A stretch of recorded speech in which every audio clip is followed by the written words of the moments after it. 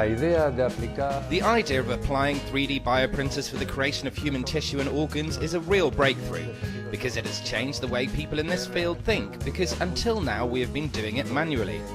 Being able to use a bioprinter to control the amount of skin over time and space gives us new possibilities that were unimaginable when we worked manually.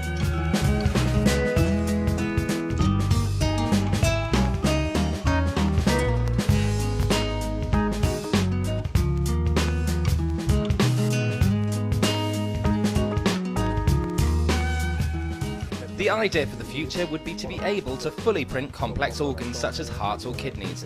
But as I said, that's the desire and the dream all of us who work in this field have. But there is no date for it yet.